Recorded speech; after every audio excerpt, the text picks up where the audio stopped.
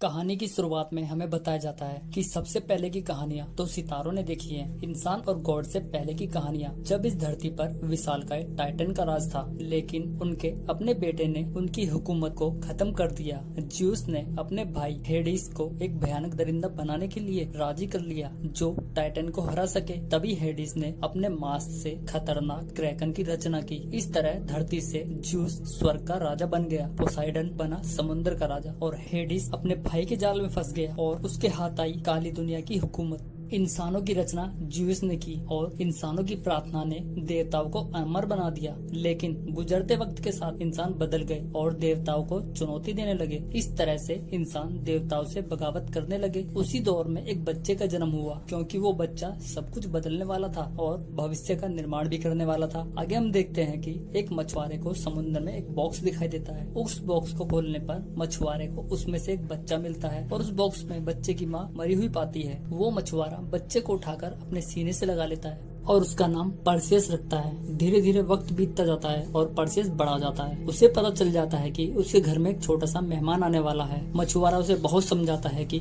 अब तुम ही हमारी फैमिली हो, क्योंकि मछुआरे ने ही परसियस का पालन पोषण किया था। 12 साल बाद फिर से मछुआरा समुद्र में मछली पकड़ने जाता है। तभी उसे समुद्र के बीच में पहाड़ पर ज्यूस की मूर्ति दिखाई देती है, जिसे वहाँ मौजूद बहुत सारे सैनिक तोड़ रहे थे, जो कि आर्गस के सैनिक थे। वो मूर्ति को तोड़कर समुद्र में गिरा देते हैं। मूर्ति को तोड़कर आर्गस के राजा ने गॉड से जंग का ऐलान कर दिया था। तभी समुद्र से बहुत सारे क्रेचर निकलकर उन सैनिकों को मारना शुरू कर देते हैं। वो सब क्रेचर एक साथ मिल जाते हैं और अचानक वहाँ देवता हेडिस आ जाता है। वो एक काले धुएं से भरे हुए आग के गोले में तब्दील हो जाता है और परसियस की नाव पर हमला कर देता है। इस हमले में परसियस के माँ बाप के साथ उसकी छोटी बहन भी मारी जाती है, लेकिन परसियस अकेला जिंदा बच जाता है। इस हमले के बाद देवताओं की सभा होती है। उस सभा में बहुत सारे देवता होते हैं। ज्यूस की मूर्ति तोड़ी जाने की वजह से वो सब बहुत गुस्से में थे और इंसानों से नाराज भी थे। उसमें से एक देवता कहता है, हमें उनसे बात करनी चाहिए, हमें उन्हें समझाना चाहिए। ज्यूस कहते हैं, मैंने उन्हें बनाया और वो मुझसे ही बगावत कर रहे हैं, उनसे कोई समझौता नहीं होगा। तभी सभा में हेडिस अपनी काली दुनिया से वहाँ पहुँच जाता है। वो बहुत ही साल बाद अपने भाई से मिलने वहाँ आया था। वो ज्यूस से कहता है कि आपने इंसानों को इसलिए बनाया क्योंकि उनकी प्रार्थनाएं हमें अमर कर देंगी, लेकिन आपके प्यार की वजह से हम सब आज खतरे में हैं, क्योंकि वो लोग बगावत पर उतर गए हैं। इसलिए उनसे मुझे निपटने दो। वो फिर से प्रार्थना करेंगे, डर से कांपते हुए तुम्हारे सामने गिड़गिड़ाएंगे और हम फिर से शक्तिशाली हो जाएंगे। ज्यूस हेडिस की बात को मान लेते हैं और वो हेडिस को खुली छूट दे देते हैं वो सब कुछ करने की जिससे इंसान को वो तकलीफ दे सके। तभी वो लोग सबक सीखेंगे। उधर हमले के बाद आर्गस के सिपाही परसियस को अपने साथ ले जाते हैं, क्योंकि हमले के बाद वो बेहोश हो गया था और उस हमले में वो अकेला बचा था। उस हमले में बहुत से सैनिक मारे गए थे, यहाँ तक कि परसियस की फैमिली भी मारी गई थी, लेकिन वो ही अकेला रह गया था। महल में जीत की खुशी के जश्न में सिपाही डूब रहे थे और राजा भी उन्हीं के साथ जश्न मना रहे थे। राजा सिपाहियों को कहते हैं, ये जीत हमारे बहादुर सैनिकों के नाम, जिन्होंने ज्यूस की मूर्ति तोड़ने के साथ साथ ही बहुत सारे मंदिर भी तोड़े हैं और अब देवता हमारी प्रार्थना के लिए तड़पेंगे। सूरज हमारा नहीं डूबेगा, देवताओं का सूरज डूबेगा। आज से इंसानों का नया युग शुरू हो गया है। तभी वहाँ हेडिस आ जाता है और राजा के बहुत सारे सैनिकों को मार देता है। परसियस हेडिस को देखकर बहुत जोर से गुस्सा आता है, क्योंकि उसी ने ही परसियस की फैमिली को मारा था। वो उस पर हमला करने की कोशिश करता है, लेकिन गॉड की शक्ति के आगे एक इंसान की शक्ति बिल्कुल कमजोर थी। वो दूर जाकर गिरता है। फिर हेडिस वहाँ की रानी के पास जाता है और उसे मार देता है, क्योंकि रानी ने अपनी बेटी की सुंदरता की तुलना भगवान से की थी। हेडिस राजा को चेतावनी भी देता है कि आज से 10वें दिन बाद जब सूरज को ग्रहण लगेगा तो मैं क्रैकन को भेजूंगा, जो कि एक विशालकाय दैत्य होता है। वो तुम्हारे साथ साथ तुम्हारे सारे साम्राज्य को मिटा देगा। अगर तुमने अपने साम्राज्य को बचाना है तो उस रानी की बलि चढ़ा देना, जिसकी तुलना देवताओं से की गई थी। केवल उसी का खून क्रैकन को रोक सकेगा। ये तुम्हारे अपने पिता ज्यूस का फैसला है। और इतना कहकर हेडिस वहाँ से चला जाता है।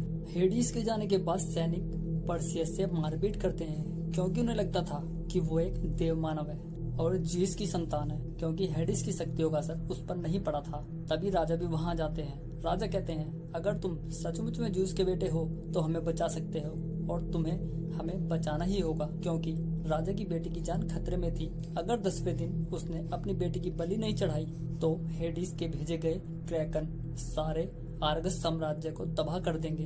परसियस कहता है, मेरे माँ बाप मछुआरे थे और मैं भी एक मछुआरा हूँ। मेरे माता पिता देवताओं ने मारे हैं। इतना सुनकर राजा उसे कालकोठरी की जेल में बंद कर देते हैं। कैद खाने में परसियस से मिलने एक लड़की आती है जिसका नाम आयो होता है।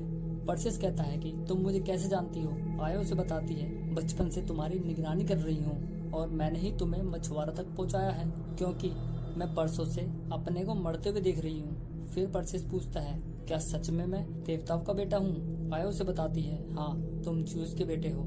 आयो परसियस को कहानी सुनाती है। बहुत समय से इंसान देवताओं के लिए खिलौने रहे हैं और एक दिन इंसानों में से एक आदमी ने बगावत की। वो थे राजा एक्रीसियस। राजा एक्रीसियस ने ओलंपिस पर्वत को घेर लिया और देवताओं का जुल्म सहने से इनकार कर दिया। इसीलिए देवता एक्रीसियस की सेना को मिटा देना चाहते थे, लेकिन जियुस को इंसानों से बहुत प्यार था। उसने एक्रीसियस को सबक सिखाने का फैसला किया। जियुस राजा का रूप धारण करके वहाँ पहुँच जाता है जहाँ रानी सो रही थी। इसे देखकर राजा बहुत क्रोधित हो जाता है और उसने अपनी रानी के साथ साथ जियुस से पैदा हुए बच्चे को मारने का हुक्म दे दिया। राजा एक्रीसियस एक ताबूत में अपनी रानी और अपने बच्चे को रखकर पानी में फेंक देते हैं, जिससे रानी तो मर जाती है लेकिन परसियस जिंदा बच जाता है। और वो तुम हो, आधे देवता आधे इंसान। उसी दिन से मैं तुम्हारी निगरानी कर रही हूँ, उस दिन के इंतजार में जब तुम देवताओं के जुर्म से सारे राज्य को बचाओगे। तुम क्रैकन को मारने के लिए पैदा हुए। परसियस कहता है, पता नहीं मैं क्यों पैदा हुआ हूँ या मैं क्या हूँ,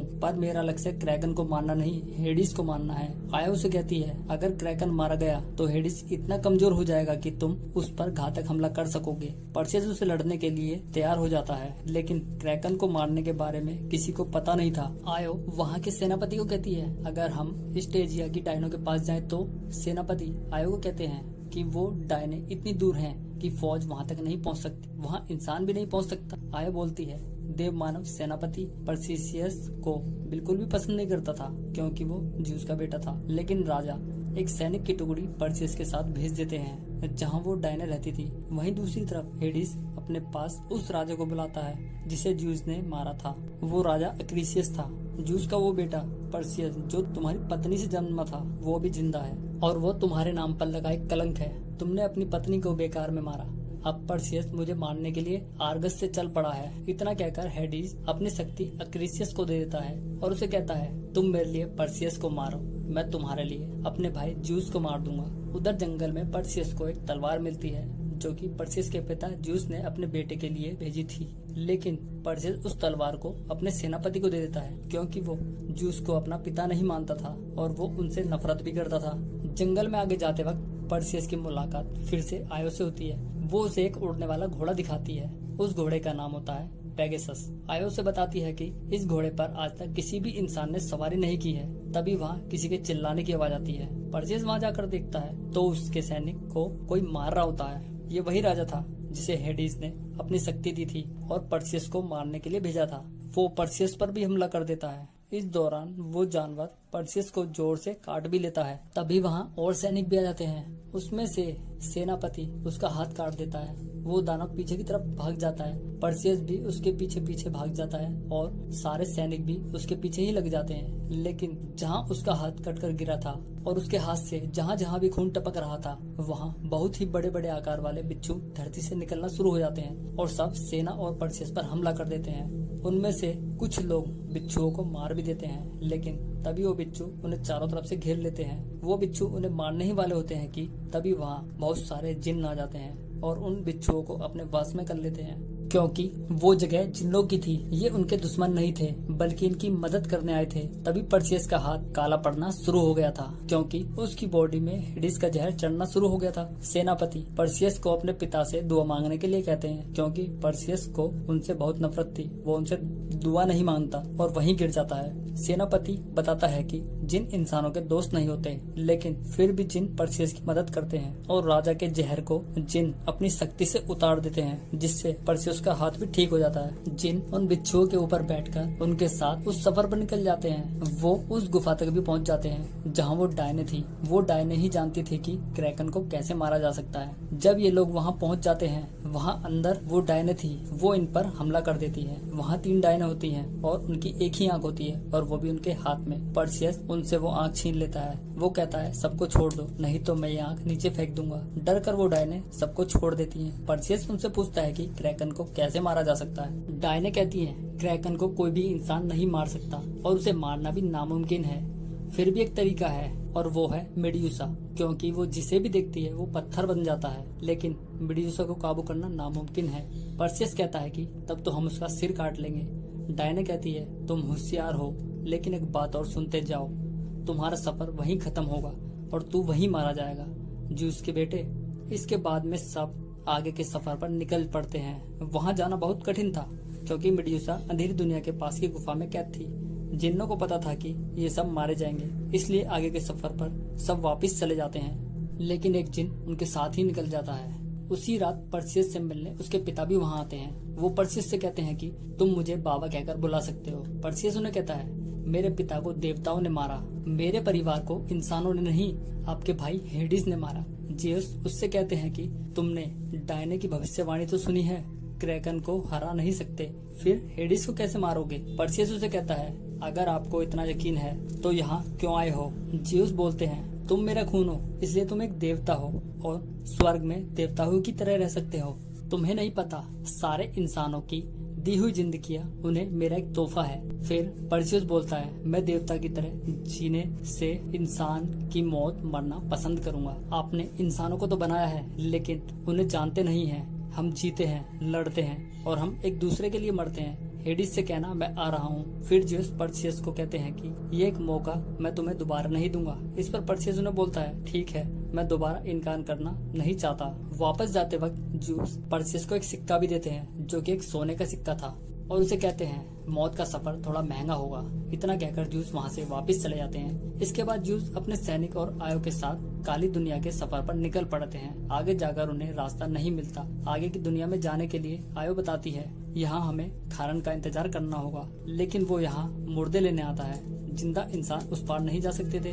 तभी पर्सियस उस सिक्के को आसमान में उछालता है जो उसके पिता जियस ने दिया था, लेकिन जिन उस सिक्के को पकड़ लेता है और उस सिक्के को उधर फेंकता है जहाँ खारन होता है। दरअसल वो एक रिश्वत थी जो खारन को दी गई थी और कुछ ही पल में हम देखते हैं कि खारन अपनी नाव लेकर वहाँ पहुँच जाता है। आयो सब लोगों को मेड्यूसा की कहानी सुनाती है कि मेड्यूसा बहुत सुंदर औरत थी। इसी सुंदरता के कारण पोसाइडन का दिल उस पर आ गया, पर वो उसे हासिल करने गया तो मेड्यूसा ये सोचकर देवी अधीना के मंदिर में भागी कि देवी उसकी रक्षा करेंगी, लेकिन ऐसा नहीं हुआ और पोसाइडन ने उसकी इज्जत लूट ली। इसी कारण से देवी ने उसे एक श्राप भी दे दिया, कोई भी उसके पास न जाए और जो भी उसके पास जाएगा और उससे नजर मिलाएगा वो पत्थर में बदल जाएगा। लेकिन जो भी अंदर जाता है उस गुफा में जहाँ वो रहती है वहाँ से कभी वापस लौट कर नहीं आता। कुछ ही पलों में सब लोग मेड्यूसा की उस गुफा तक भी पहुंच जाते हैं जहां मेड्यूसा रहती थी। मेड्यूसा की गुफा बिल्कुल ऐसी लग रही थी जैसे कोई नरक का द्वार हो। सब लोग मेड्यूसा को ढूंढते हैं। तभी मेड्यूसा उनके ऊपर हमला कर देती है।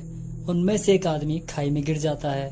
पर्सियस और जिन नीचे खाई में लटक जाते हैं और ड्रैको जो कि उनका सेनापति होता है उसे एक तीर लग जाता है। वो तीर सेनापति की छाती में आर पार हो जाता है और सेनापति घायल हो जाते हैं।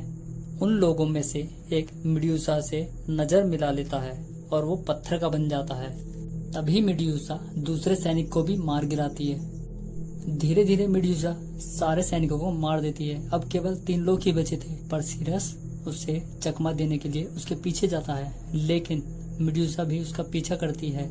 जिन और सेनापति भी मारे जाते हैं, लेकिन पर्सियस उसका सिर काटने में कामयाब हो जाता है और मेड्यूसा मारी जाती है। पर्सियस मेड्यूसा का कटा हुआ सिर लेकर बाहर आ जाता है जहां आयो उसका इंतजार कर रही थी।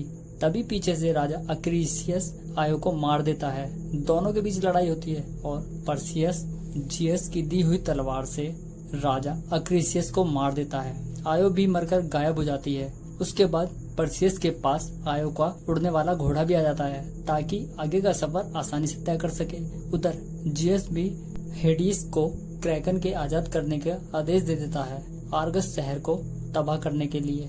सब लोग रानी की बेटी को पकड़कर उसकी बलि देने की तैयारी कर रहे थे ताकि क्रैकन को रोका जा सके। उसे बांधकर क्रैकन के सामने लटका दिया जाता है। उधर हेडिस की शक्ति और ज्यादा बढ़ गई थी क्योंकि क्रैकन उसकी शक्ति बढ़ा रहा था, लेकिन ज्यूस की शक्ति अब कम होती जा रही थी क्योंकि इंसान डर की वजह से प्रार्थना करना भूल गया था। हेडिस ज्यूस से बोलता है, तुम्हें क्या लगा क्रैकन इंसानों से प्रार्थना करवाएगा? वो मेरा बच्चा है। उधर दूसरी तरफ परसियस मेडुसा का सर लेकर आर्गस के राज्य की तरफ बढ़ रहा था। तभी उसके सामने हेडिस आ जाता है। हेडिस अपने आप को कई पक्षियों में बदल लेता है और परसियस पर हमला कर देता है। उसमें से एक पक्षी मेडुसा के सर को छीन लेता है, जिससे वो क्रैकन को मारने वाला था। तभी क्रैकन भी पानी से बाहर आ जाता है। परसियस दोबारा उस सिर को पक्षी से वापस छीन लेता है। क्रैकन राजकुमारी को मारने ही वाला होता है कि परसियस उसे मेडुसा का कटा हुआ सर क्रैकन को दिखा देता है और वो पत्थर बन जाता है। अब परसियस हेडिस को भी वापस काली दुनिया में भेज देता है। उधर परसियस भी राजकुमारी को बचाकर वापस समुद्र से बाहर आ जाता है। परसियस वहाँ से वापस अपने घोड़े पर बैठकर उस जगह जाता है जहाँ उसकी फैमिली को हेडिस ने मार दिया था। तभी वहाँ ज्यूस भी आ जाते हैं। वो परसियस से कहते हैं, मेरे साथ साथ देवलोक भी तुम्हारे एहसान के नीचे दब गया है। परसियस उन्हें बताता है कि हेडिस को मैंने काली दुनिया में वापस भेज दिया है। ज्यूस उसे कहते हैं, हेडिस उस दिन का इंतजार करेगा जब इंसान कमजोर होगा और उनकी कमजोरी का फायदा उठाकर हेडिस शक्तिशाली बनेगा। उसे एक और मौका देना इंसान के हाथ में है। ज्यूस कहते हैं कि अब दुनिया जानती है कि उसे एक इंसान रोकेगा। तुम्हें एक तलवार और बड़े से मदद मिली। मैं चाहता हूँ कि लोग हमारी पूजा करें, पर अपनों की जान की कीमत पर नहीं। और मुझे नहीं लगता कि तुम देवलोक में रहने के प्रस्ताव पर दोबारा विचार करोगे। तुम भले ही देवता न बनना चाहो, लेकिन दुनिया तुम्हारे इस कारनामे के बाद तुम्हें पूजेगी। उसका भला करना देवताओं से बढ़कर।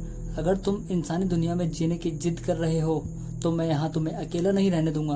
आखिरकार जो तुम ज्यूस के बेटे जो हो। ज्यूस जोर से बिजली चमकाते हैं और आयो को दोबारा जिंदा करके वहाँ से कहीं और चले जाते हैं, जो कि जगह जगह परसियस की हमसफर रही थी। उससे मिलकर परसियस को भी बहुत खुशी होती है और यहाँ पर मूवी खत्म हो जाती है।